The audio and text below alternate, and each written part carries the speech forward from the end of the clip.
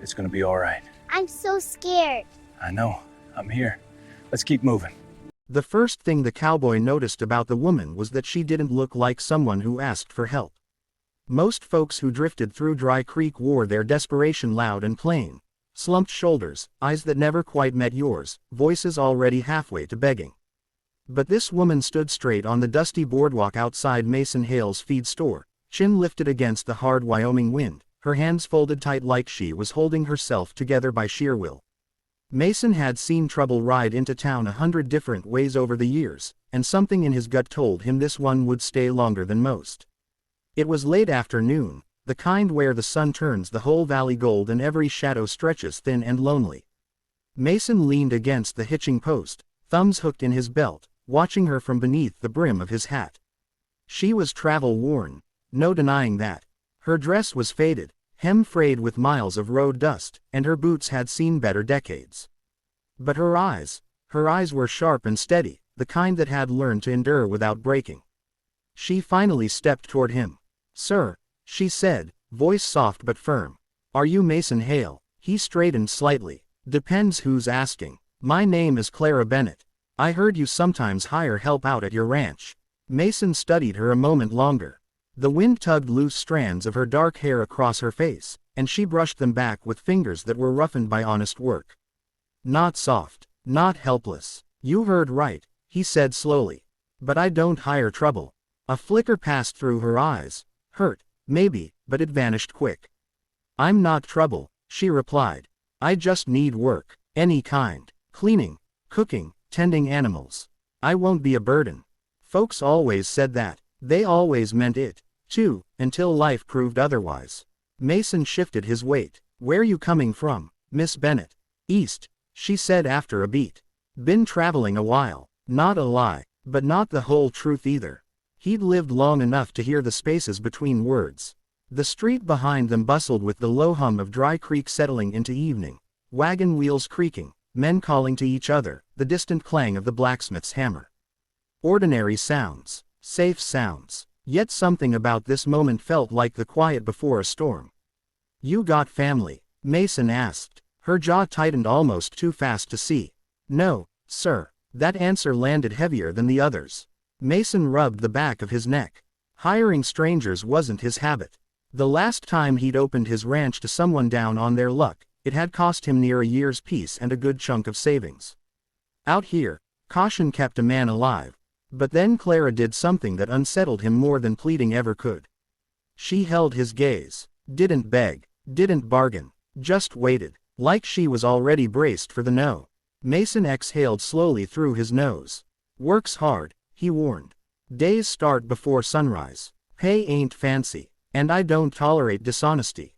Relief flickered across her face so fast it was almost painful to witness. "I'm not afraid of hard work, Mr. Hale." He believed her. Didn't know why, but he did. "Be at the north gate of Hale Ranch tomorrow," he said finally.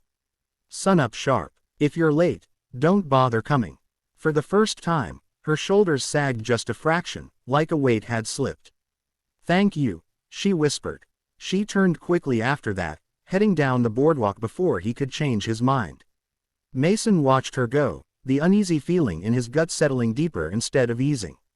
He had the strange sense he'd just opened a door that wouldn't close easy again. Clara Bennett arrived before the sun. Mason noticed because he was already out in the yard when the sky was still. Painted in deep blue and silver. Most folks who promised sunrise showed up 10 minutes late with excuses ready. But there she stood by the gate, hands clasped, breath fogging in the cold morning air. Waiting. That earned her a point.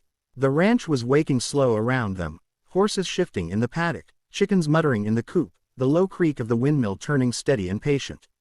Mason walked toward her, boots crunching gravel. "You're early." "I didn't want to risk being late." Another honest answer. He nodded once. "Come on then. Let's see what you're made of."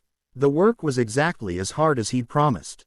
By mid-morning Clara's hands were blistered from hauling water, her dress streaked with dust and hay. By noon she'd mucked 2 stalls without complaint.